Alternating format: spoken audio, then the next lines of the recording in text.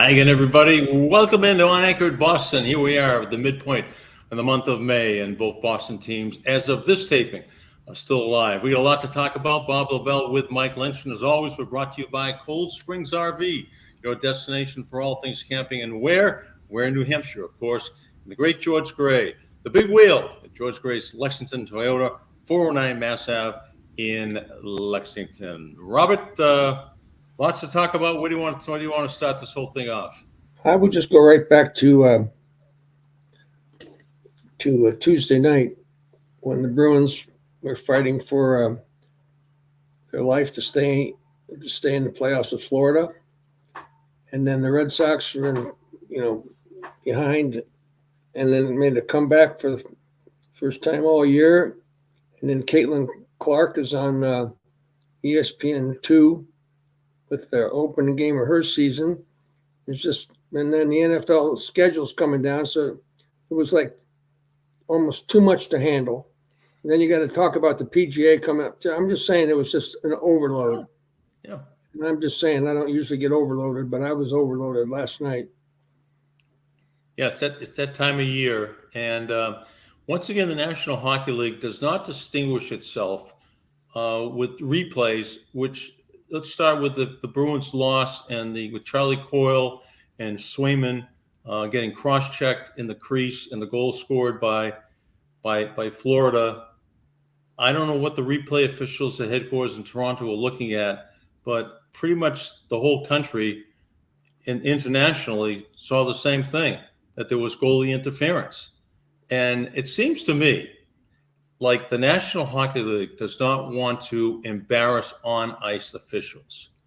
Unlike the NFL, that was never an issue with the NFL. If they reverse a call, they reverse a call. But the National, I think that as of that night, I think that the coaches' challenges, they were 1 for 10 so far in the playoffs. And that tells you something. Well, that's as good a place to pick up as any, because it certainly was the controversial point of the week. I'm not, to tell you the truth, Michael, I'm not smart enough to know whether that was a penalty or not. For different accounts of what should have happened, the fact that it wasn't called on the ice, wasn't called a cross-check, didn't then just warranted the fact that it couldn't be reviewed. There were just a lot of different angles and ways of looking at that whole play. But I understand your point. There is some sort of personal relationship that hockey has that other sports don't seem to have. It's almost like the officials are just an extension of the family of hockey players, and I can't explain it. There's just nothing like it. There's nothing like the fans' connection, the Bruins fans, I think specifically. But on the other hand, I was pretty impressed with those three guys that had B.O.B. painted on their chest last night for the Florida goaltender. I'm just saying that there's a different relationship that fans and the sport seems to have within itself. I don't know how to explain it, Mike. It's weird. It's different. It's not football. It's not basketball. It's not baseball. It's special, and it does have its problems. I agree with you. Too many teams and too many towns that don't need to support teams starting there. But on the other hand, it's the loyalties and the connections that this sport has. Not to mention the fighting, and I don't know. It's really hard to comprehend sometimes what you're seeing going on there. Like the fights after in Game 4. That's what it was. I think it was Game 4. After that, in the third period. I mean, some people think that was great, and some people think it was disgusting. I'm just saying that there are all kinds of opinions for all kinds of things, and I would say that play that you're talking about certainly was the touch point of the whole evening. There's no question about it. But doesn't it seem like the league does not want to embarrass the on-ice That officials? goes right back to your statement. Yes, Yeah. it does seem that way. Certainly, the statistics that you quoted in terms of allowing uh, the Coaches' challenges, yeah. coaches' challenges, or yeah, it obviously seems that way. That it's why bother challenging if you got no shot at getting it overruled. It is pretty good, though. See, like Jim Montgomery mimicking to the officials going like this. Remember, back and forth, back and forth. I just can't help but think how Harry Sinden or Mike Milbury might have reacted to that replay that did not go in favor of the Boston Bruins right there. I think that both of them would have been waiting for the officials to come off the ice, and there would have been fireworks. Well, we saw Milbury do that in Pittsburgh.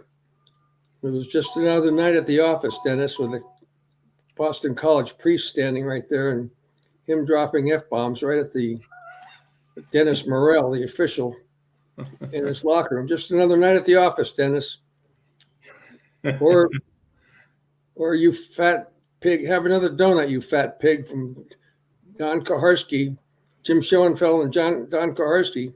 Some of the great quotes of all times. Have another donut, you fat pig. You know what? Come on. It says, who else treats their officials like that? But it's such a great game, and I think you'll agree that it's full of such great people, but they just can't get it right, like the other three leagues. They just can't get it right. Every time they've got replay that shows that clearly it was a cross check.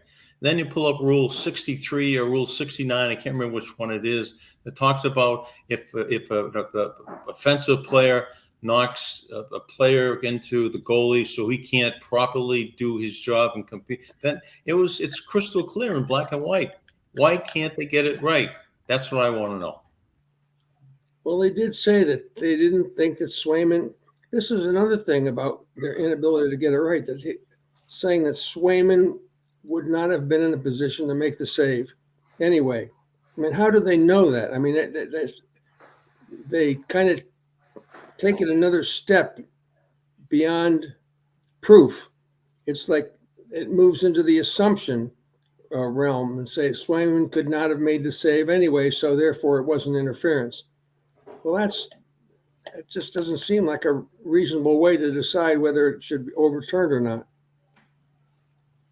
I couldn't agree more. And then in game number 5, if they ever reversed that call and took it away from the Bruins, New England would have blown up. I mean, they really would have gone thermal. Yeah, that's a very good point. They were on the precipice right then. I would say this: in last night's game, the Bruins are up 2-1, 6 minutes to play, and they get whistled for too many men on the ice. Did you have a flashback to Montreal? Oh my God! And too many men on the ice. Yeah, it was uncanny actually that actually took place. I mean, how can you have too many men on the ice in a 2-1 hockey game that you're fighting for elimination? But they've done it more than once. You know, the Bruins led the league in too many men on the ice penalties this year. I did not know that. They did. Not good. You can go into any town and you can say, we're going to a little test for you, sports test. And we'll give you the phrase and you tell me what it's about. And I say, okay, too many men on the ice. And everybody in Boston knows exactly what that means. But I don't think anybody outside of 128 would have a clue. Or 495, as the case may be. You know, I've got a friend down here in Florida. He's from Quebec. His name is Yvonne. Congratulations. Thank you. Good for you. But I call him every time I see the guy. He says, "Hi, Mike." I go, "Hi, Yvonne." I said, "Oh, I'm thinking of Yvonne Lambert, who scored the goal to beat the Bruins in the too many men on the ice game." And I when I hear the name Yvonne, I think of Yvonne Lambert. Too many men on the ice. He scores the game winner in overtime for the Montreal Canadiens. That's something that, you know, I was thinking about the other day about goalie interference, and I was thinking about catcher's interference. Ed Armbruster in the World Series in 1975, and who stood in the way of Carlton Fisk. Armbrister he bunted the ball, was in front of home plate, and the same thing. Was it interference by the batter? And we lost on the argument, and Cincinnati got the benefit of the call. Same thing happened the other night. All right, here's my next question. Go ahead, fire away. Will Linus Ullmark ever play another game for the Boston Bruins? I hope not. And I don't mean it in a bad way, but I hope not in the playoffs. He might get in first if it's a runaway game, like something like that. But he's not going to start another game for the Bruins. I would not. I can't see any, barring an injury, I can't see any way that you pull Swayman out. Swayman's fantastic. He's as good as there is in the whole league. Oh, who would you? I was trying to think of who the best goaltender. I'd like to ask Milbury or Sinden this, or anybody in the National Hockey League. Who's the best goaltender they've ever seen? Is it Patrick Waugh? Is it Ken Dryden? Was it Terry Sawchuk? Was it Jerry Cheevers? Was it I don't know. Who's the best goaltender in the history of the National Hockey League? Maybe Waugh. Well, I think if you're a Bruins fan, you got to go with Ken Dryden. The Bruins are coming off that 1970 Stanley Cup, and they look like they were going to just be the team of the 70s. And Ken Dryden came in here and silenced the Garden crowd and put an end to the dynasty after 1 year. It's pretty much he had a pretty good cast around him, but he was spectacular. Cornell guy.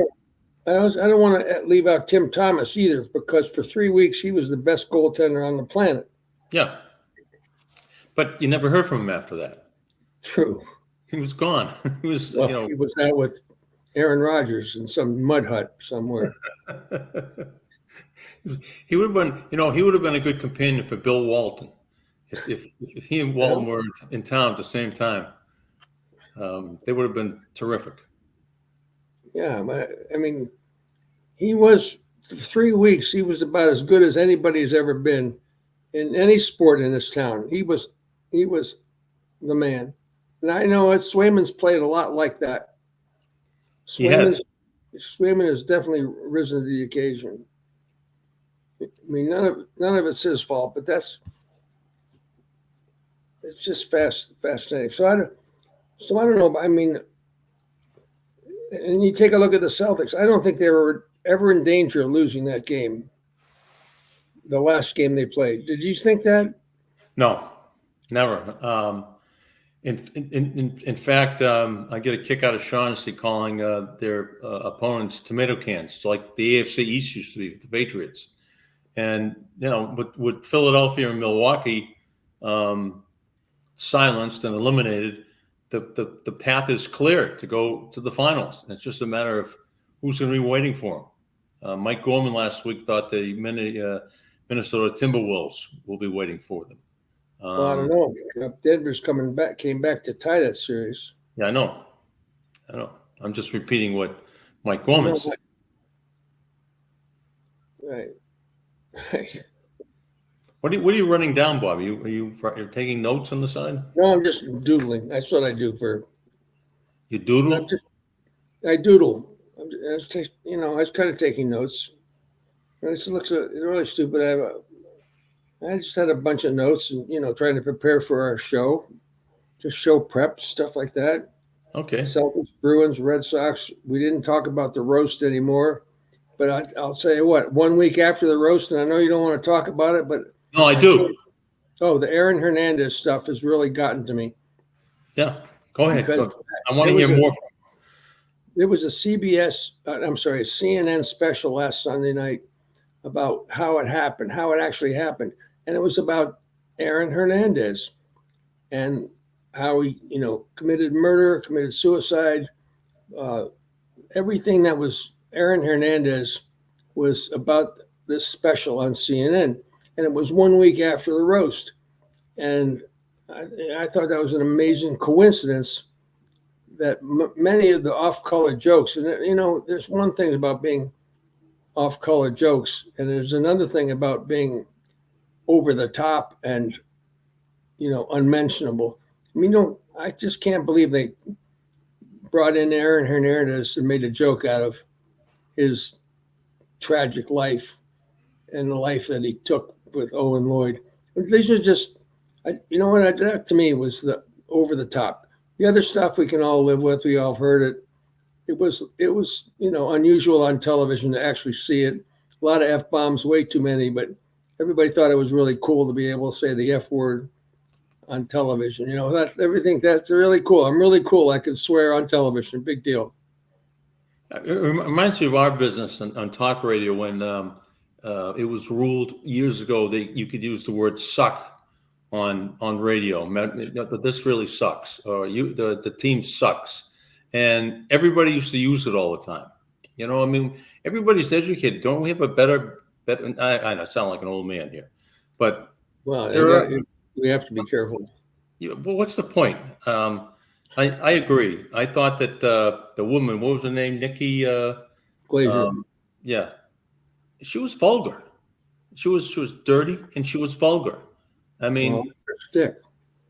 And I didn't think it was funny. I just don't know. I mean, aren't you clever enough or aren't there writers clever enough to write funny jokes for people that don't have to be vulgar, talking about a woman's anatomy, talking about Brady's kids and jujitsu. It's just not funny. And I think and Brady has come out and he never would do it again. He hurt and embarrassed his kids. He didn't think of that ahead of time, huh? I mean, hey, I'm with you. I mean, here's a guy who seems to think of everything ahead of time. I think we've said what we've said, and I mean, I've talked to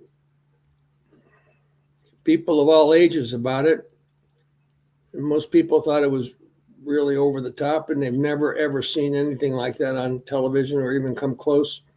And I have to say, I'm one of them. That it was, shocking in a lot of ways. But there are some things that were more shocking than others, and I guess to different people. I mean, I think people have been saying these things for a long time. For instance, there's no question that the F-bomb is the most popular word in the English language. Yep. It can't be used. I mean, it can mean so many different things in so many different ways. And, it could be a noun, a verb, a pronoun. It could be an adjective. It could be anything. It's the most versatile word we have in the English language, and nobody's allowed to use it. I mean, I'm not saying it'll only be a matter of time before it becomes standard operating procedure. It is now. It's just not on television. Are you with me? Yeah, I'm looking at things here that. I thought you were doodling. Nikki Glazer reveals the messages that Kim Kardashian sent her after the Tom Brady roast. I mean, don't people? Why do people embrace the Kardashians? Don't you want to run away from them? I don't know. Huh? I don't know. I never got it. I never got it. You know what? Just maybe revealing, as you pointed out, our age. Which, okay. Then there was Caitlin Clark last night. They've had a pretty mediocre opening night down at Mohegan Sun Arena. Yep. It's Connecticut. How can Connecticut have a team in Boston not have one? We can't watch her play in person unless we get down to Mohegan Sun. That's the closest spot she's going to be. Well, we'll be asking that question now. It's great. I saw a video this morning. One of the teams was on. All the teams have chartered aircraft now, and that's never happened before in the WNBA, and that's a big deal. You're in the middle of a season. You get you got to stand in line, and I don't want to say stand in line is a bad thing, but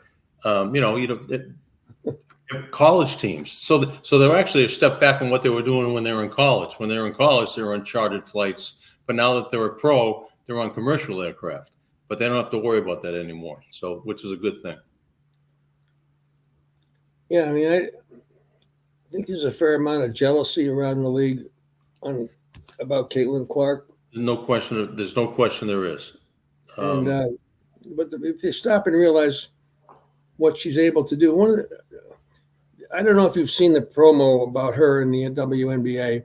She just grabs these basketballs off the rack and starts shooting threes, and she must have made 7 or 8 in a row, and then picked up one ball. She's walking off and nailed another 3. So it's like it was an amazing sequence of long shots that she made. I know it's just for the promo, but it was pretty damn cool that she didn't miss anything. And it's people should be bending over thanking her for all she's been able to accomplish and what she's brought to the league. There's a lot of resentment for her from the African American players. We've been doing this for years. All of a sudden, we got a superstar white woman, and she's getting all the attention now. I read somewhere else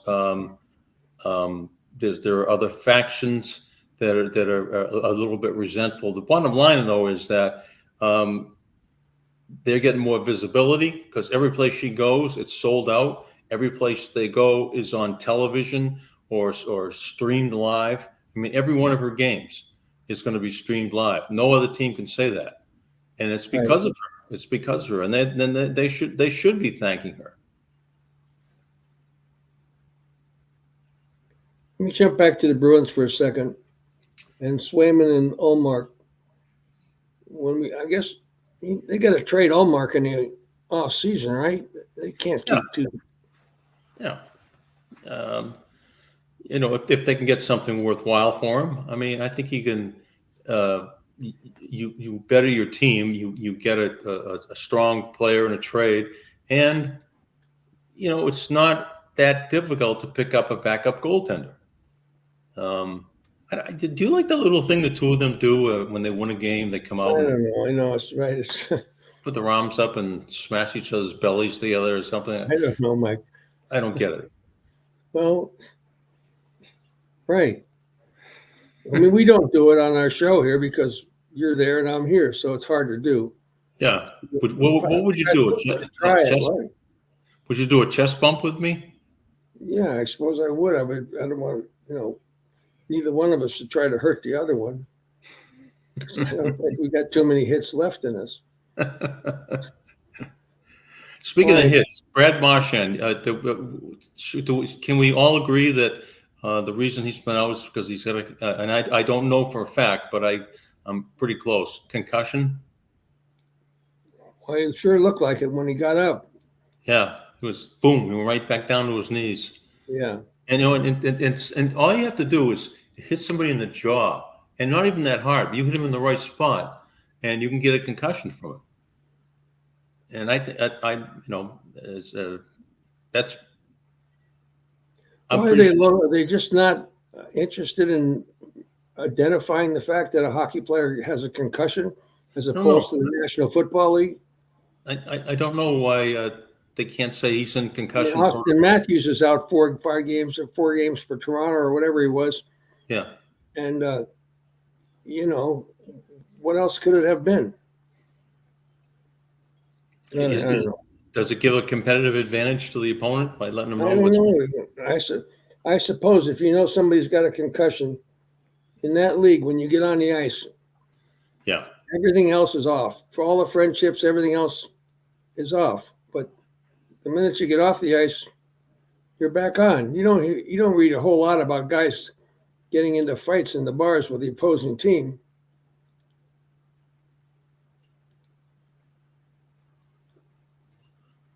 Pulling up the Patriots schedule. I'm just curious. Yeah, okay, that's all I need to know. I don't know. Has it totally been announced? The other thing was, now that you're doing it, I'll talk about the Red Sox for a second. I mean, maybe because that's all they deserve. There are a lot of people that are still like hanging on to hope within hope that these guys are going to make the playoffs, but The Patriots? No, the Red Sox. Oh, the Red Sox. Yeah, no shot. I don't think that's possible.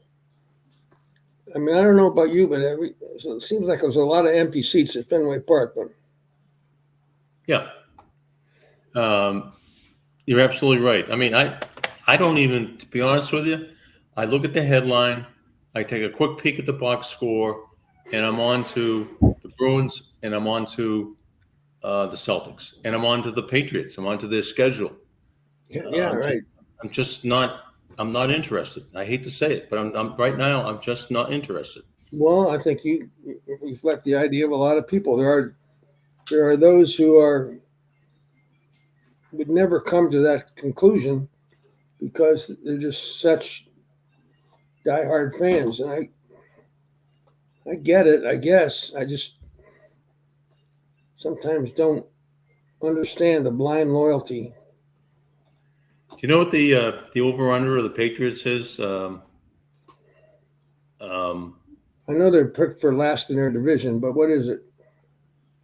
for wins, 4.5. Seriously? Yep, 4.5. Wow. Tell me the four.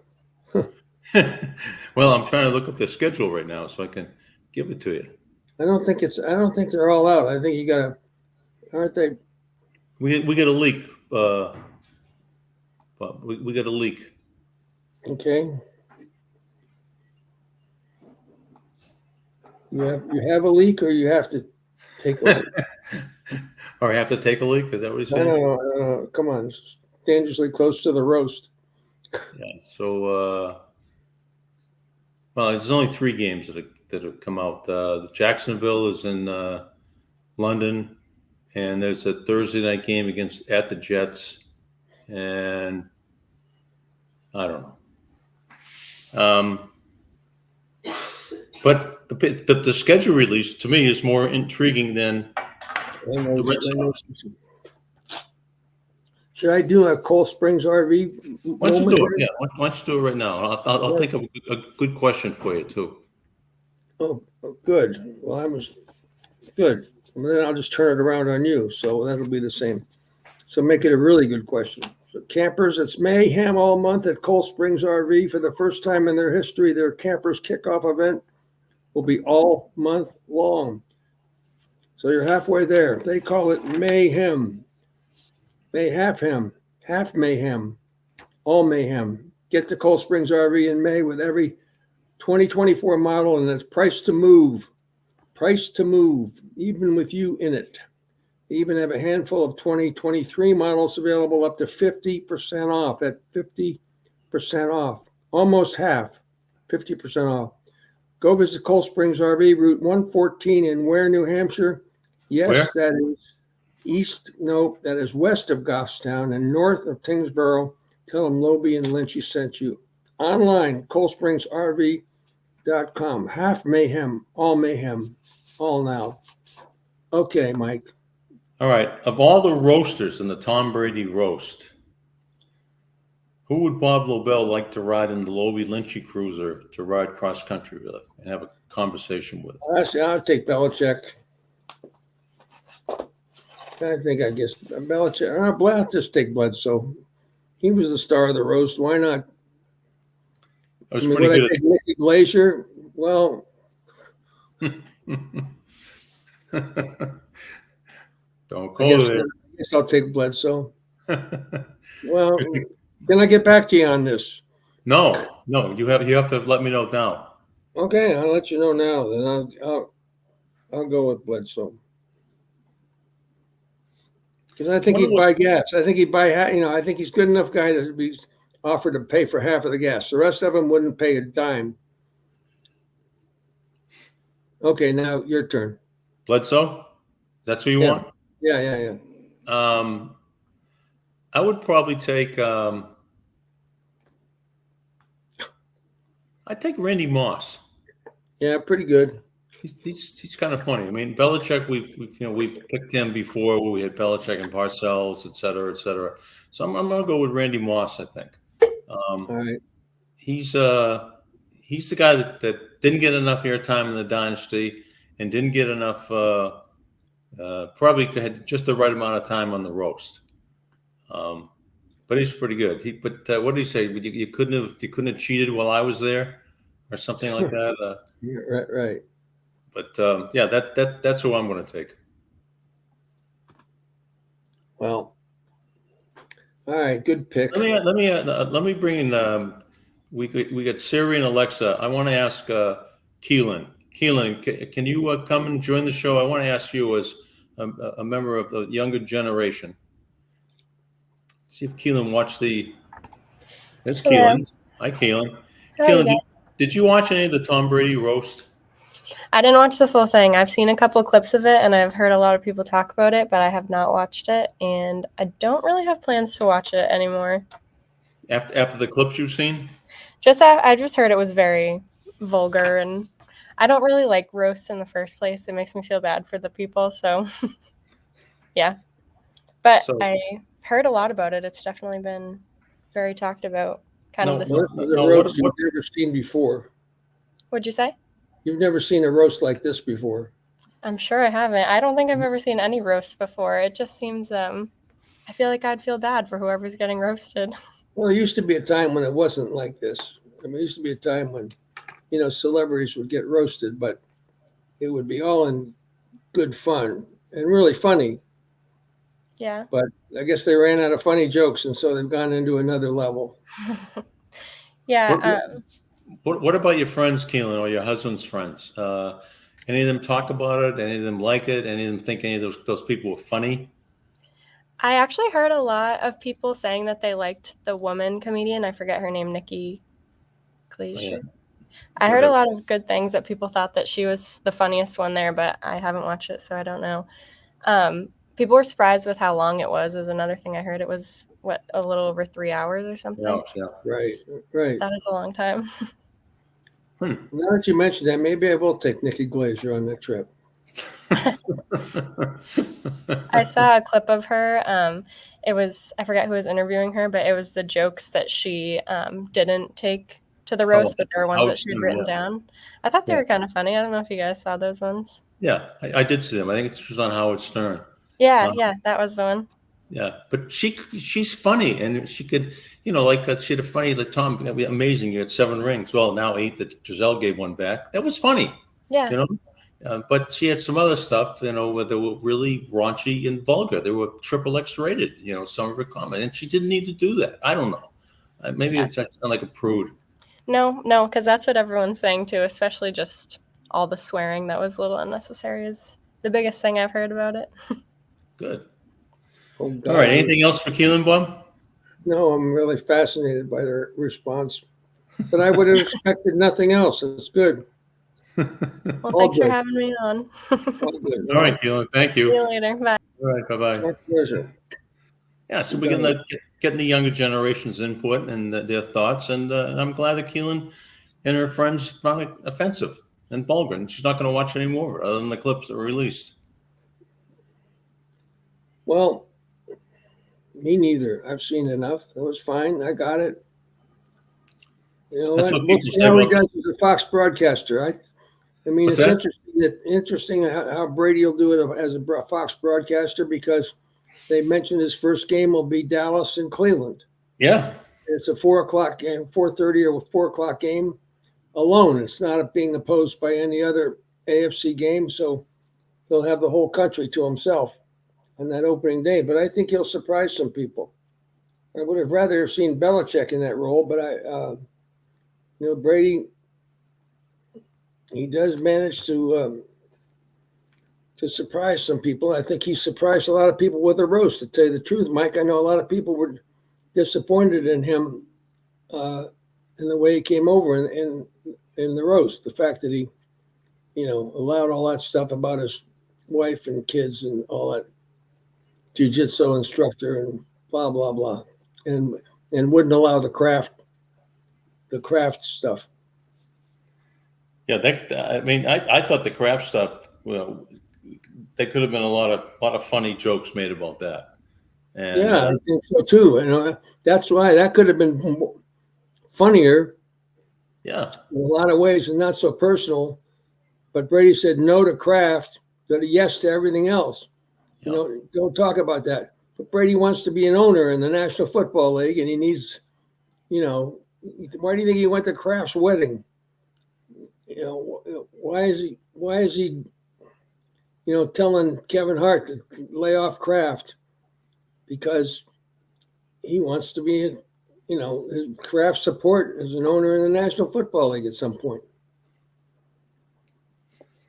Well, he should have thought a lot about this stuff before he went up there. Well, how much did Brady get paid for this? I don't know. I don't think he does anything for free. I don't think so either. And now they're talking who's going to be the next roastee. Is it going to be LeBron? Is it going to be Aaron Rodgers? Who's it going to be? And, I could never see Peyton Manning agreeing to do anything like that. No. Unless the parameters were, fairly strict. And I don't know. That's a really good question. And speaking of Peyton Manning, when, of course, we went, was it Belichick? Was it Brady? Was it Belichick? Was it Brady? Went back and forth. Now we're going to have, all right, who on Tuesday morning now, the debate is going to be, all right, who was better, Brady on the Cowboys Browns or Belichick on the Manning cast of Monday Night Football with the Jets and the 49ers or whoever they're playing on that first Monday night. That's what we're going to be doing now. When Brady went to Tampa Bay, we watched, and there was never a conflict. There was one conflict. I think they both played at 1:00, but every week they were both playing at different times. So you got to see both games. And then was it Belichick? Was it Brady? Was it Belichick? Was it Brady? And now it's going to be the same thing. Who was better?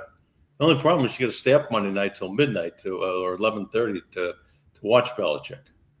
So you have to add one more piece to that puzzle. Is it Belichick or is it Brady? Was it Brady better or Belichick better? And then the third piece of the puzzle would be Bob Kraft saying, I made both of their careers. I'm responsible for both of their careers. That's the third piece of the puzzle. He said that. He said that. That's right. Yeah, it's amazing how we keep coming back to Brady, Belichick, Brady, Belichick, Brady, Belichick. Are the Patriots going to be irrelevant this fall? I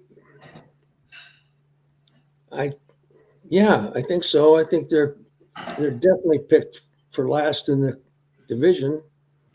So let me ask you this. Let's say this morning, all the lines came out for the division based upon the release of the schedule, which hasn't been totally done yet.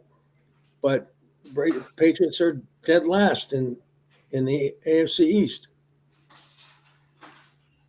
That's not a surprise, though.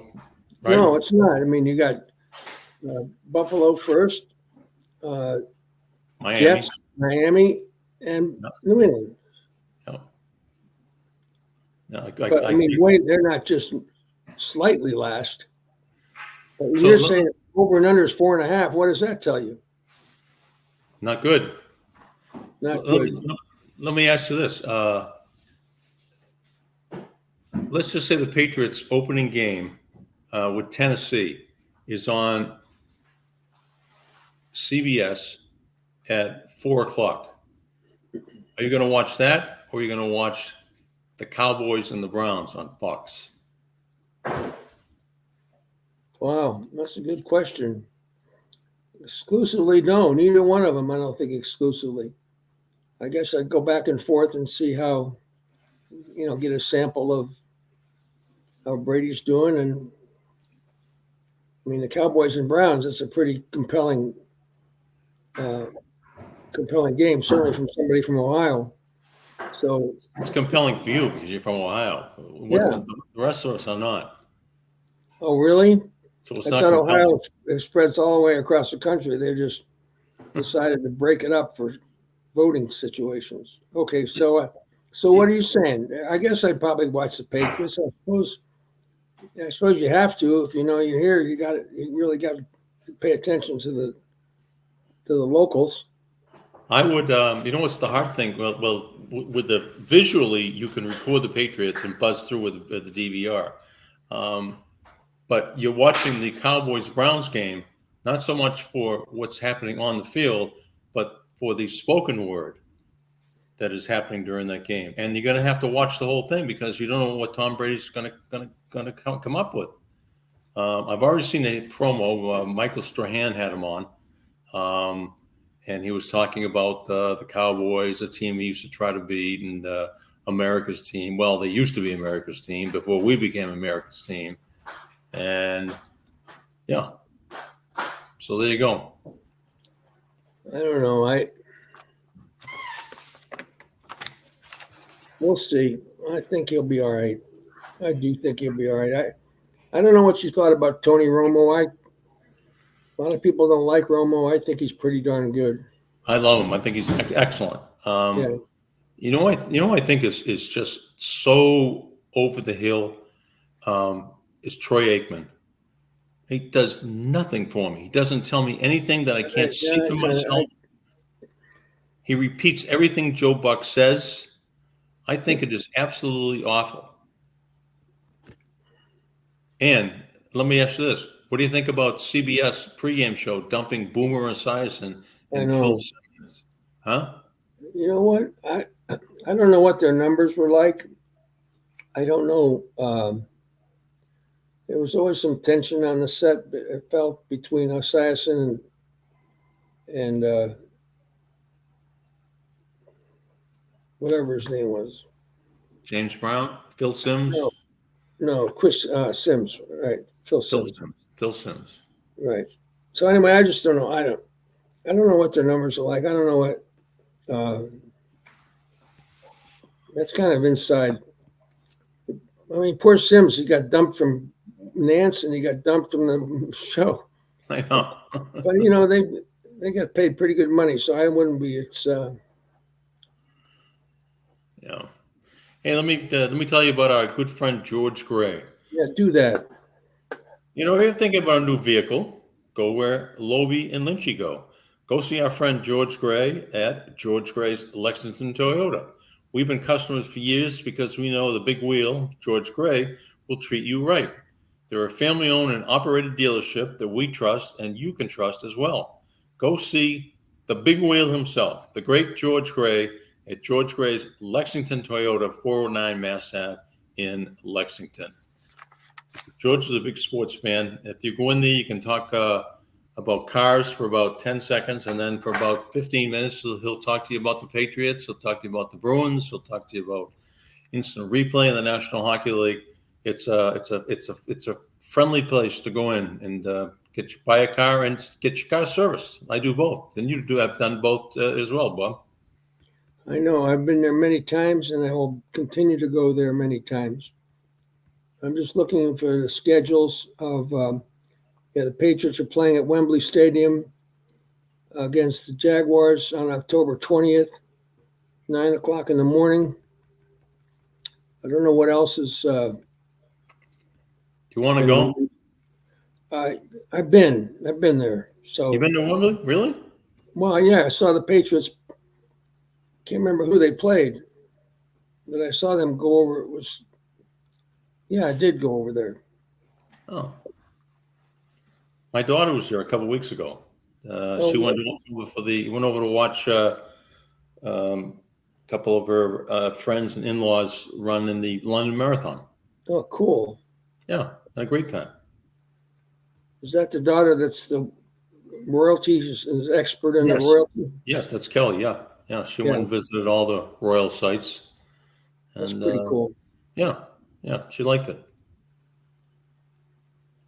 Where would you, if someplace you haven't gone and or event you have? Let's go with event first. Sporting event. What sporting event have you not gone to that you'd like to have on your sports bucket list?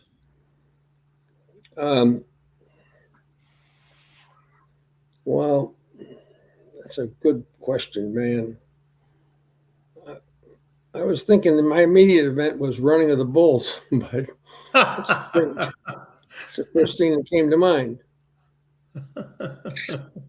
Might as well stick with it. It's the first thing that came to mind. The running of the Bulls. I guess I'd go to World Cup. That'd be, I'll stick with the Bulls. I'm torn between the Kentucky Derby Yeah. and the Masters. Yeah, I think that's it. I don't know why I didn't think of that. I've never been to either one, and I don't know which. The Masters, I might have it more enjoyable. Well, I don't know. I mean, even though the race is only 2 minutes, the day lasts a good 5 or 6 hours. Yeah. I don't know, but I'd have to probably make sure I had a good seat. I have to probably buy a sport jacket and a hat. Yeah. You have to wear a fedora, right? Well, I think it's more of a thing for women than it is for men, but yeah, it's called a fascinator. It's sort of the hat sort of it's like David Tyree's catch. He caught in the side of his helmet. Right. The Patriots. That's what the women's hats are. The fascinators. Oh, okay, I got it. Good one. Yeah. Yeah, I think it'd be a kind of a cool event to go to, but I think the Masters. They played, of course, the PGA is this weekend. I played that course, Valhalla, outside of Louisville. Really? Yeah, that was Peter Costas. We went out there in golf lessons with Peter Costas. All right, I'll shut up. This is not important. Oh, wait a minute. I'll be the judge of that. You're on a PGA tour golf course. You played it. Yeah. Did you bring it to its knees? I remember I got a par on the 17th hole, and that was the one hole. It's at Valhalla. It's the name of the course outside of Louisville. And I parred the 17th hole, and I remember Peter Costas because I think that I don't know whether it was the PGA or the U.S. Open or whatever it was that was played there before, but he said people will pay for that par during the tournament. That's all I remember. Well done. I remember it's a great course and all that stuff, but I don't think I've ever brought a course to its knees. Well, locally, we've played on a lot of courses that we played in the Shoddock. You belong there. That's where the seniors played a number of times. Yeah, you and I played there. Brookline. Yeah, we did play in the Shoddock. I lost to you on the 18th hole. Yeah, but you also hit the driver off the deck on the 16th hole. That wasn't that hard because the Callaway Big Bertha was sort of almost like it felt like a fairway wood, So yeah. I know it was it's a big deal to hit a driver off the fairway, but it was a big deal. Not big enough for me to. And then I might have gone in the water on 17. That might have done me in. But I still had a chance. We had a chance to tie, but you knocked in about a 12 or 15 footer on 18. Doesn't sound like me at all. Yeah, it was you. Yeah, it was you. Okay, I'll be damned. Oh, all right. Brookline we played, where U.S. Open and Ryder Cup has been played. Great golf. I guess that was of all the events that I guess the Ryder Cup was about as big as it gets. That was pretty good. I mean, I think that was pretty awesome. And 1988, the U.S. Open was on Channel 5. It was on ABC. That's where Curtis Strange had to play Faldo on an 18-hole playoff on Monday. Right. And but we had a half-hour show every night. It's called "The Clubhouse is Open." We did it live from the steps of the locker room. Nice. So it was pretty cool. So we've been lucky. We've got to see a lot of things, do a lot of things. Yeah, that looks like that Mike Gorman. Yeah, that's Mike Gorman. There we are. There's Lobel in the middle, Lynch in the back, and there's Dino Dennis. He's a journalist. He's looking very serious.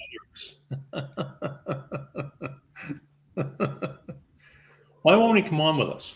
I don't know. You're the one that made the contact. I have not talked to him. Or why won't he come on with us? Maybe because he doesn't want to. the show to get too popular.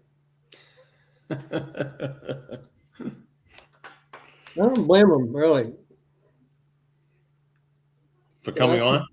No, for not coming on. I think we'd be good to him. We might give him. He might think that we might double team him and be mean to him. Well, we might. I'm not saying that's true. We might. That would be my tendency. But I'm trying to rein it in. I've given up. That ship has sailed as far as I'm concerned.